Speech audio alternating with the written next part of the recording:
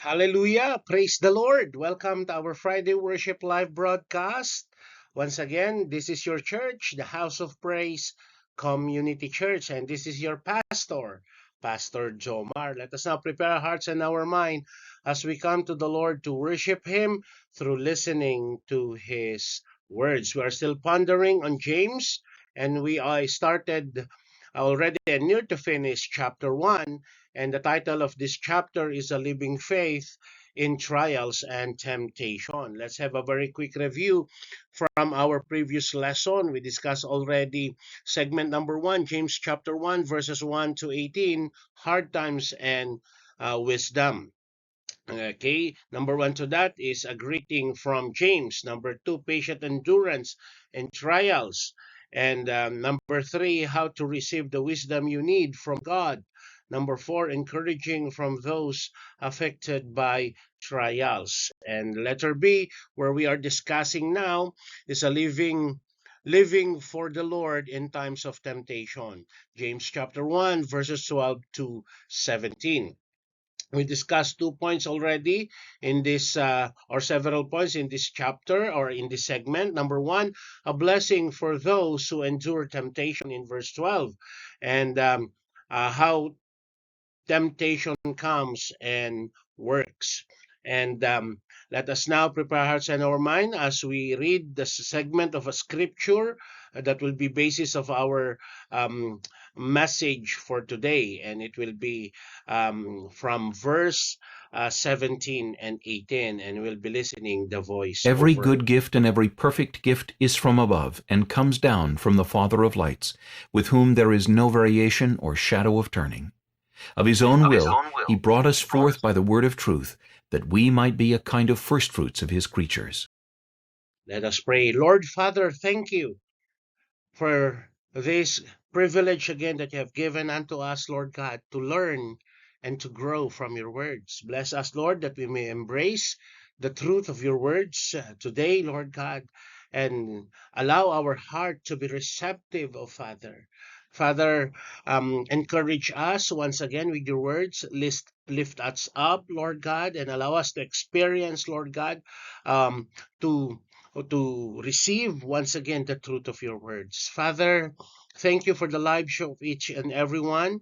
And as we worship you, Lord, through listening your words, Father, spill your heart for us again today, Lord, and let the truth of your words be known among us.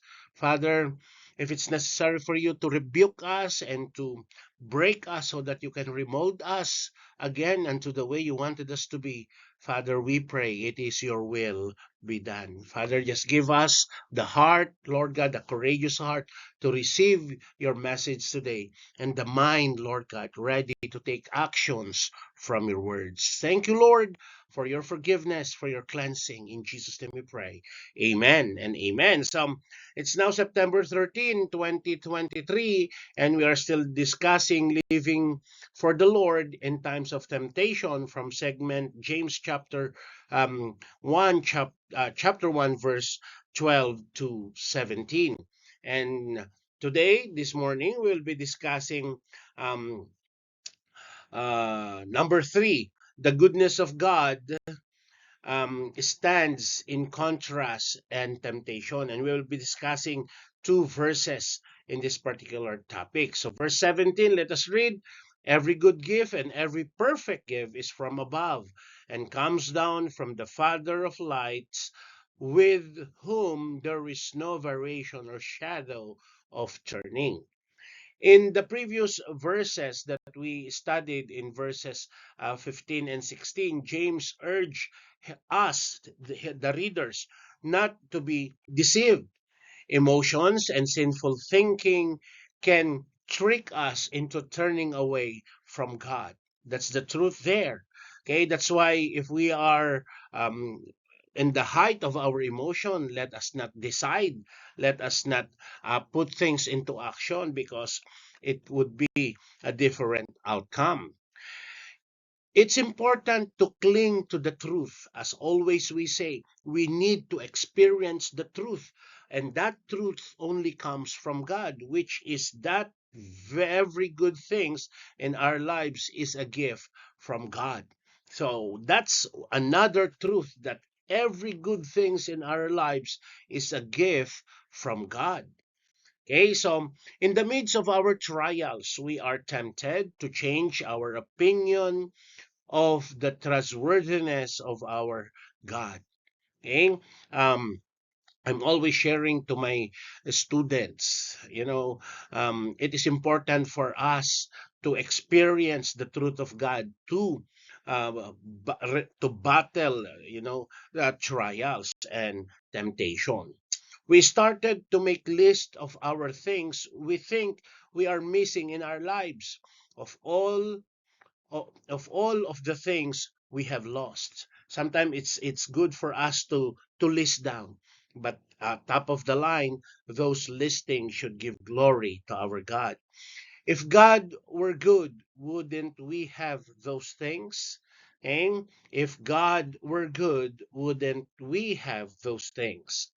This attitude leads to even more temptation. We begin to look elsewhere for good things we think we're missing.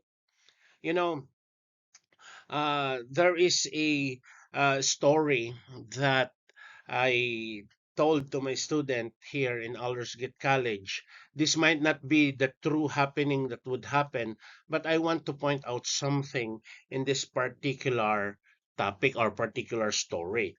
Okay, as I said, this is not the biblical way, but I want us to understand something. Okay, one time there is a Christian who passed away, and then he was already approaching the pearl gate of heaven, and then the elders of heaven came and welcomed him, okay?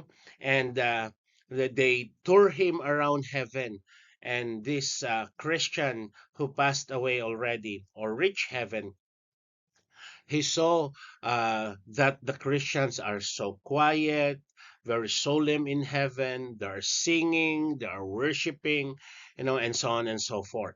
And then one of the elders say, this is not how it looks like, but I want to point out something. Um, one of the elders says, you need also to see the hell. And then the Christian said, no, I don't need to go to hell and see hell because we've been taught of hell already.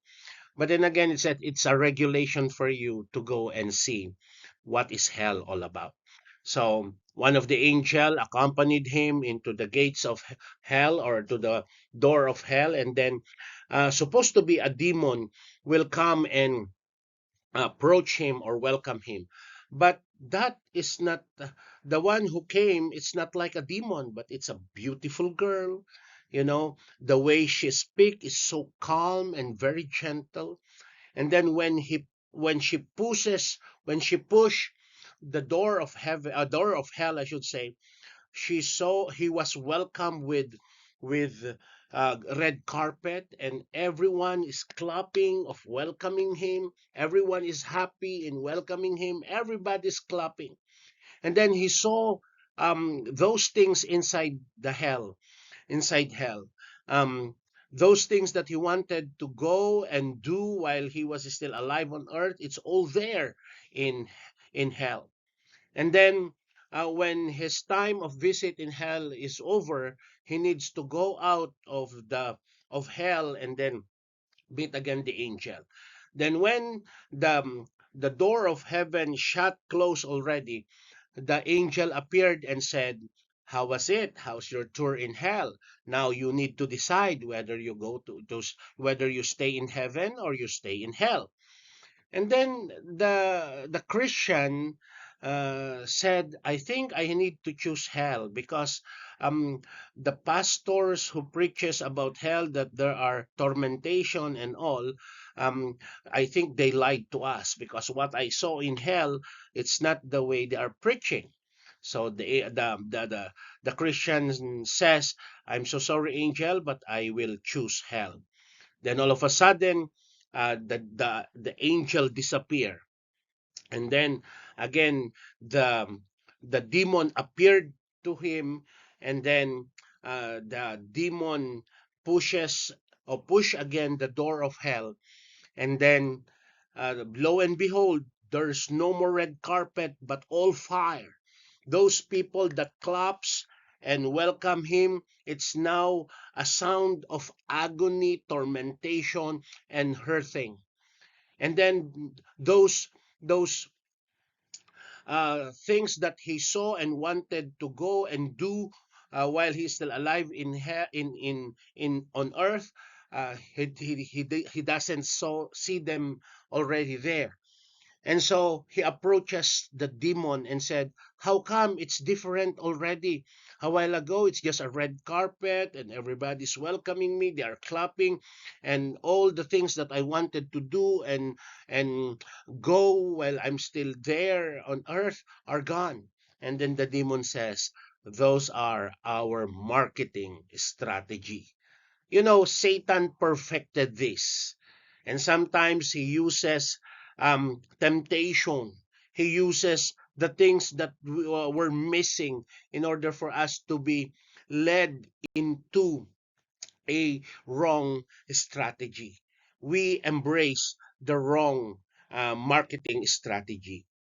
So if God won't provide them, we think we'll have to go and get them for ourselves. That is a temptation. You know, sometimes we are so impatient to wait for the answer of God to our prayers, and that we do our own human way to get what we want. We attempt to take control. We struggle to find our own satisfaction.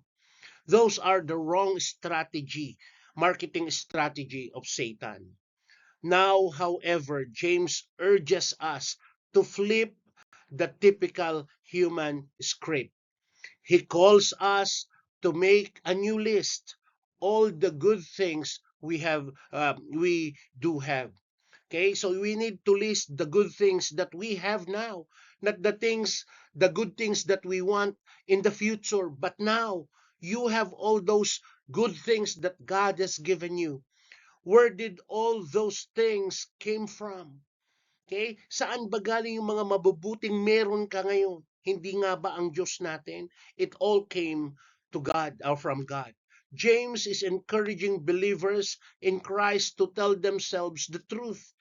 God gave you every single good things in your life.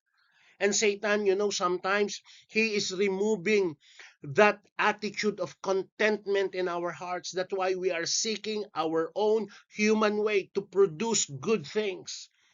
But no, okay, we need to seek God for those good things. You have those now, but sometimes we have forgotten that it is all from God.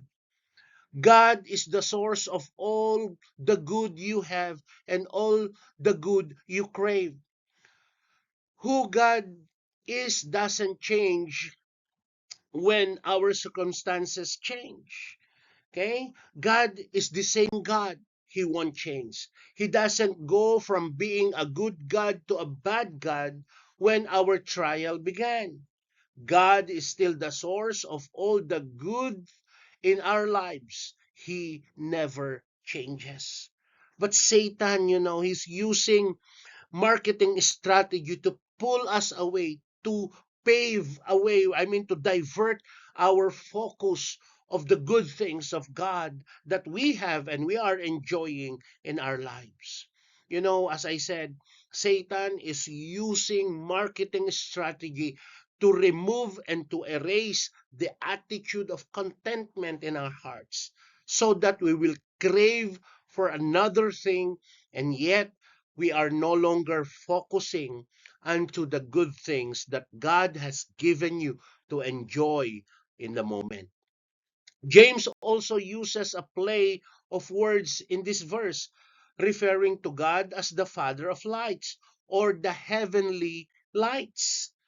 Jesus is the source of the light. The sun can never be in shadow.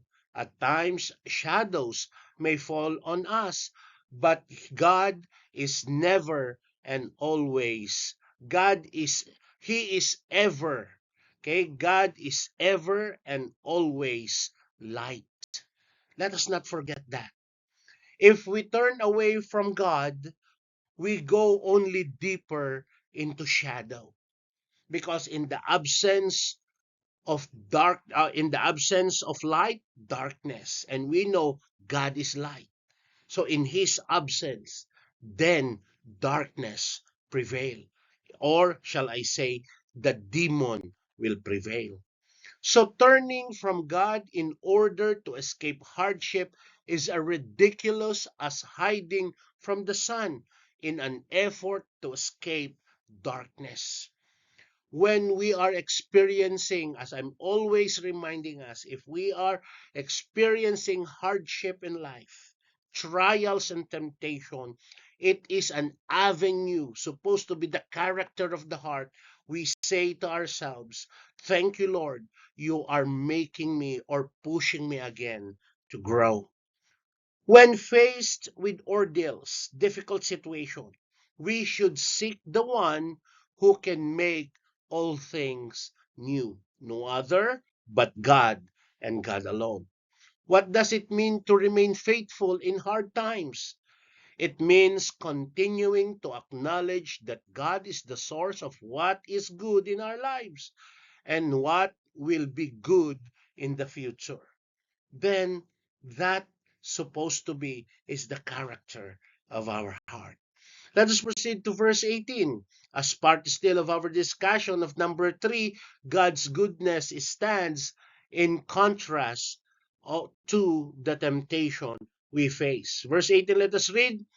On his own will he brought us forth by the word of truth, that we might be a kind of first fruit of his creatures.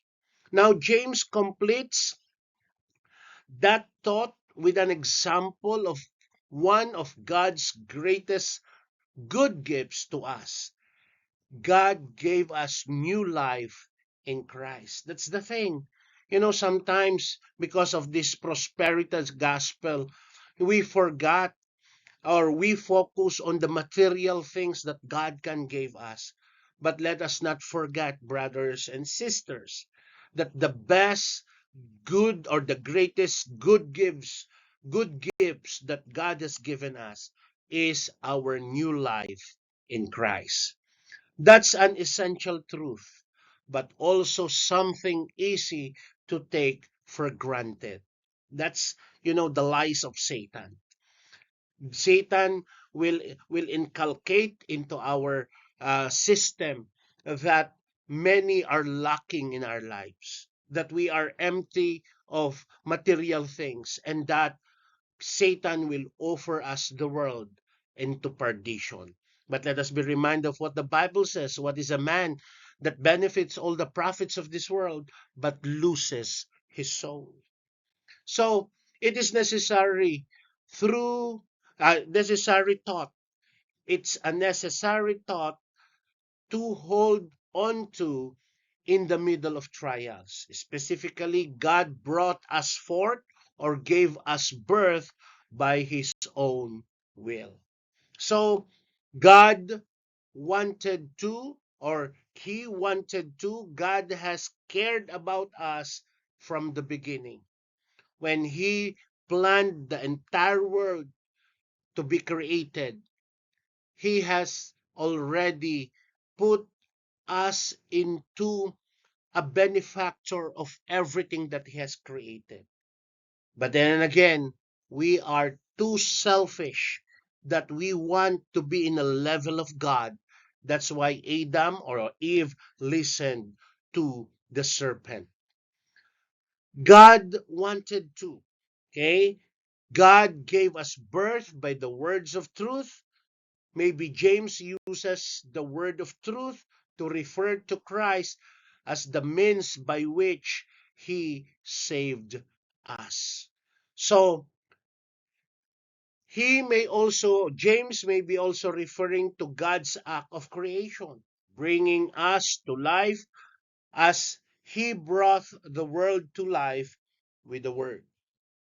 So, that powerful word, everything was created. And then, after he created every need of man, he created us out of the dust.